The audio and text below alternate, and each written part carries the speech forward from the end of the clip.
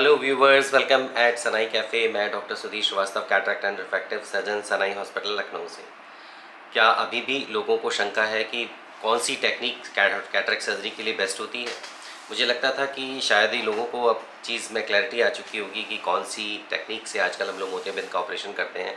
सबसे पहले मोतियाबिंद क्या है, आप सब लोग को मैंने बहुत बार बताया है, आप सबको पता भी है कि मोतियाबिंद हमारी आँख के अंदर एक नेचुरल लेंस होता है। 2 लेंस हैं, एक कॉर्निया जो काली पुतली है जो बाहर से दिखती है, जो मेन लेंस है आँख का, उसके अंदर एक लेंस और होता है जो कि हमारी फाइन फोकसिंग में हेल्प करता है। और उम्र के साथ उसी में प्रोटीन चेंज होने लगता है। जैसे हमारी स्किन में बदलाव होते हैं वैसे ही हमारे लेंस में बदलाव होते हैं और लेंस ओपेक होने लगते हैं और उसकी वजह से हमारी आँखों में रोशनी हमें कम होने लगती है। इसी को मोतियाबिंद कहते हैं। यानी आँख की खिड़की बंद हो गई, अब हमें खिड़की बंद हो गई तो नहीं दिखेगा। जैसे आप दुनिया को नहीं देख सकते, वैसे बहुत सारी चीज़ें हम भी आँख के अंदर नहीं देख सकते। तो कैटरेक्ट एक ऐसी सिचुएशन है जहाँ पर आप उसको टालें, ये बहुत अच्छा नहीं होता, आपकी आँख के लिए भी अच्छा नहीं है, आपकी आँखों के पर्दे के लिए भी अच्छा नहीं है और सोसाइटी के लिए भी कई तरह किस तरह से अच्छा नहीं है और आपके लिए तो बिल्कुल भी अच्छा नहीं है सेफ्टी के लिए, क्योंकि आप गिर सकते हैं, आप रोड पे एक्सीडेंट आपका हो सकता है, आप किसी एक्सीडेंट के कारण भी बन सकते हैं। तो इसलिए अगर आपकी निगाह कम है तो अब ऑपरेशन तो कराना है। अब ज़्यादा ऑपरेशन कराना है तो ऑब्वियसली बहुत सारे इन्फॉर्मेशंस हम लोग गैदर करने की कोशिश करते हैं कि कौन सा हॉस्पिटल अच्छा है, कौन सा सर्जन अच्छा है, मुझे कराना भी चाहिए कि नहीं कराना चाहिए, कब मैं कराऊंगा। मैंने बहुत सारे वीडियोस बनाए हैं जो रीज़न दिए हैं कि जिसमें कि मेरी एज 70 ईयर्स हो गई है। अभी मेरा लास्ट वीडियो है कि मेरी 70 साल है, मैं कराऊं कि ना कराऊं, क्या मैं ऐसे ही चला लूं। तो ये बहुत सारे ख्याल मन में आते रहते हैं, लेकिन ये चीज़ में क्लैरिटी होना ज़रूरी है कि आँखों का ठीक होना आपके लिए, चाहे आप छोटे हों, बचपन में हों, चाहे मिडिल एज में आ गए, एडल्ट हो गए, जवान हो गए, चाहे आप अब बुज़ुर्ग हो गए, आपकी आँखों का ठीक होना बहुत ज़रूरी है। तो ये कोई कंसेप्ट नहीं है कि साहब अब उम्र हो गई, अब हम निकाल लेंगे, हम चला लेंगे, ये नहीं करना है। तो अब कैटरेक्ट सर्जरी करानी है तो कैटरेक्ट सर्जरी किस विधि से कराएं, इसमें थोड़ा सा कन्फ्यूज़न होता है। लोगों ने सवाल पूछे तो मुझे लगता था कि इसमें लोगों को क्लैरिटी होगी, लेकिन रिपीटेडली कई लोगों ने जब इस क्वेश्चन को रेज़ किया तो मुझे लगा कि मुझे एक वीडियो इस पर बनाना चाहिए। तो आज पहले तो मैं आपको ब्रीफ कर दूं कि मुझे लगभग एज ए ऑफ्थेल्मोलॉजिस्ट अपना कैरियर चूज़ किए ऑलमोस्ट 25-30 साल के करीब हो रहे हैं। मैंने 30 साल पहले मैंने सोचा था मुझे आई सर्जन बनना है और लगभग 22-23 साल से तो मैं प्रैक्टिस में ही हूँ। उससे पहले मैंने एमएस किया, पढ़ाई की आई में। तो लगभग 30 साल से मैं अपने मेरी जो लाइफ है वो मेरी आँखों के आगे ही रिवॉल्व कर रही है। तो पहले जब हम लोगों ने कैटरेक्ट सर्जरी हम करते थे आज से 25-30 साल पहले, हम लोग कैंप्स में जाते थे। कैंप्स में हम लोग पेशेंट्स को लाइन में बैठा देते थे और वहाँ हम लोग टॉर्च से एग्जामिन करते थे। हम लोग का पर्पज़ होता था कि जिसको मोतियाबिंद दिख रहा है उनको अलग करें और उनको हम ऑपरेट करें, क्योंकि वाकई में अगर आप शहर से थोड़ा 50-60-100 किलोमीटर दूर चले जाते थे तो फैसिलिटी बिल्कुल भी नहीं थी। लोग घर में बैठे रहते थे। अच्छा, उस वक्त कैंप्स होते रहते थे, कुछ कुछ सालों में कैंप्स गाँव में, तो लोग इंतज़ार करते थे। उस चक्कर में लोग ब्लाइंड होके बैठे रहते थे। घर में बुज़ुर्ग, कोई ना कोई बुज़ुर्ग ज़रूर अपने घर में ब्लाइंड होके बैठा था जिसकी घर वाले सेवा करते थे। ये सिचुएशन मैंने अपनी आँखों से देखी है अपनी ज़िंदगी में। तो उस समय हम लोग जब किसी भी एरिया में के कैंप्स हम लोग रूरल एरिया में ऑर्गेनाइज़ करते थे, वो यूजली स्कूल्स में होता था या किसी मस्जिद में होता था वो, या मंदिर के प्रांगण में होता था। तो अक्सर जहाँ पे भी वहाँ के लोग जो अ, थोड़े कैपेबल लोग थे वो अपनी जगह प्रोवाइड करते थे।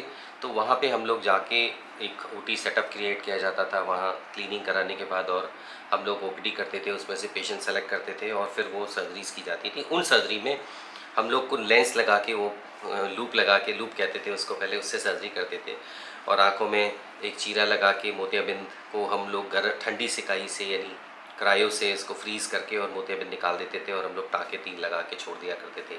फिर बाद में जैसे जैसे और रिफाइंड होता गया तो सूचरिंग थोड़ी और बेटर होती गई। लेकिन ये बहुत क्रूड सर्जरी थी, क्योंकि हमें ना प्री ऑप में बहुत ज़्यादा एग्जाम पेशेंट को कर पाते थे, ना हमारे पास इक्विपमेंट्स होते थे। बेसिक पर्पज़ उस वक्त अलग था। उस वक्त ये था कि लोगों को कम से कम रिहैबिलिटेट कर लें, कम से कम वो अपने काम करने लायक, खाने पीने, टॉयलेट जाने लायक तो बन जाएँ। जो बिल्कुल बेकार बैठे हैं, जिनको कुछ नहीं दिख रहा है, उनको कुछ तो दिखने लगे। लेकिन समय के साथ परिस्थितियाँ बदलीं और तो समय के साथ परिस्थितियाँ बदली और आज हम लोग कैटरेक्ट सर्जरी केवल इसलिए नहीं करते कि हमें मोतियाबिंद ऑपरेट करना है और पेशेंट को रिहैबिलिटेट करना है। आज हमें देख करना है कि उसकी अच्छी विज़न आए। क्वालिटी विज़न की बात की जाती है कि आपको अच्छा दिखे, आप जैसे पहले देख रहे थे उस वैसे ही फिर से देख पाएँ। अगर किसी तरह का कोई कॉम्प्रोमाइज़ हमें आँखों में नहीं चाहिए होता है। तो टेक्नोलॉजी समय के साथ इवॉल्व होती गई। फिर उस क्रूड सर्जरी के बाद हम लोग ने शिफ्ट किया, तो हम लोगों ने उसको माइक्रोस्कोप पे सर्जरी होने लगी और हम चीरा लगाते थे आँखों में, कट लगाते थे कॉर्निया के पास और मोतियाबिंद की झिल्ली को खोल के उसके अंदर से हम लोग मोटी प्रोटीन निकाल देते थे और लेंस का जो सॉलिड कोर होता था जिसको न्यूक्लियस कहते हैं वो निकाल देते थे। और फिर उसको क्लीन करने के बाद हम लोग लेंस डालने लगे। लेंस डालने के बाद हम लोग सूचरिंग करके बंद कर देते थे। ये बहुत समय तक हम लोगों ने 20 साल तक इस टेक्निक को हम लोगों ने यूज़ किया। फिर फेको मल्सिफिकेशन का इंट्रोड्यूस हुआ। फेको जो जिसमें अल्ट्रासोनिक डिवाइस से हम आँख के अंदर किसी भी हार्ड चीज़ को भी डिज़ोल्व कर सकते हैं।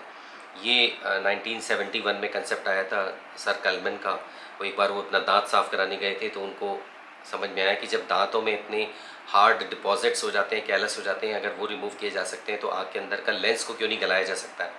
लेकिन आँखों में लेंस गलाना ही नहीं था, उसको हमें इस तरह से निकालना था कि हमारा फ्लूइड भी जाए आँख के अंदर और निकल भी आए और हमारा आई का स्ट्रक्चर मेंटेन रहे। क्योंकि हमें देखना था आँख के अंदर, अगर हमारा कॉर्निया ढीला हो जाएगा, लूज़ हो जाएगा तो हम आँख के अंदर बेहतर नहीं देख पाएंगे।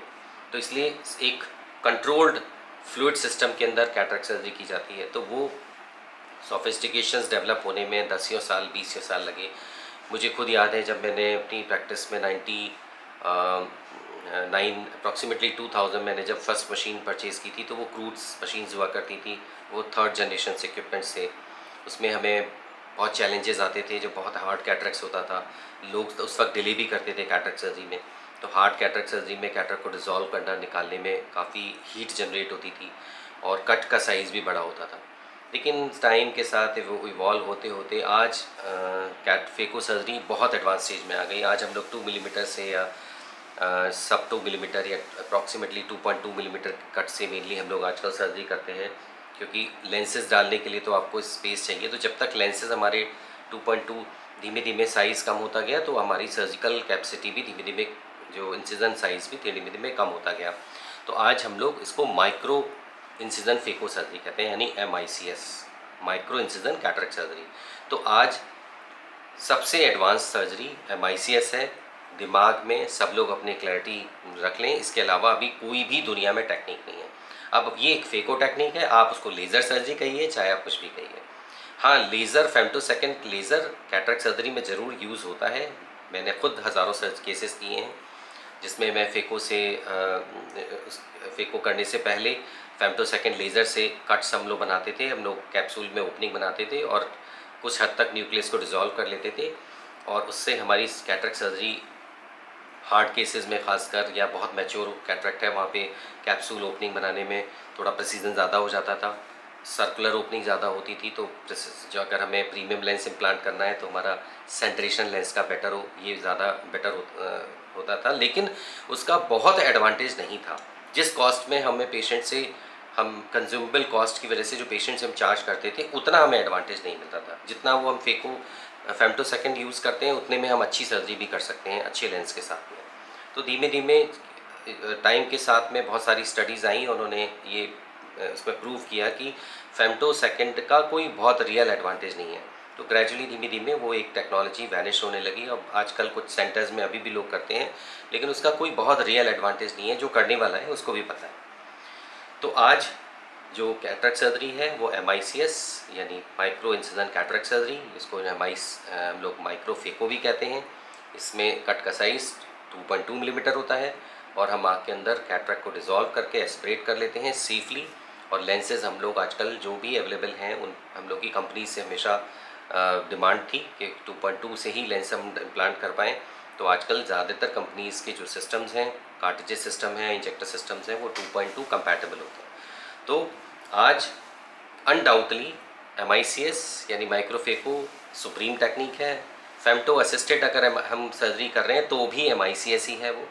हम केवल फेमटो में कुछ पार्ट हम में, जिसमें ओपनिंग बनाने का पार्ट काम हम फेमटोसेकेंड से करते हैं, लेकिन बाकी सारे काम हमें फेको मशीन के थ्रू ही करने पड़ते हैं अंडर माइक्रोस्कोप। तो किसी तरह की दुविधा में मत रहिए। अगर आपको कैटरेक्ट है और आपकी विज़न कम हो रही है, डॉक्टर ने आपको कैटरेक्ट एडवाइस किया है, तो बिल्कुल आप पता करिए कि आपके आसपास हॉस्पिटल्स में कहाँ अच्छी फेको सर्जरीज हो रही हैं, MICS हो रही है, और कहाँ, और लेंसेज के बारे में जैसे मैंने प्रीवियस वीडियोज़ में बताया कि लेंसेज के बारे में अपने डॉक्टर से डिस्कस करके सेलेक्ट करिए, कॉन्फिडेंस से कराइए, विज़न अच्छी आएगी और आप लाइफ लॉन्ग एंजॉय करेंगे। फिर भी कोई सवाल है पूछते रहिए। चैनल सब्सक्राइब नहीं किया है तो प्लीज़ एक बटन दबा दीजिए, बहुत हिम्मत मिलती है, सवाल पूछने से ही ये वीडियो बनते हैं। और बहुत अपना ख्याल रखिए, अपने बड़ों का ध्यान रखिए, छोटों का केयर करिए, अपनी आँखों का बहुत ध्यान रखिए। नमस्कार।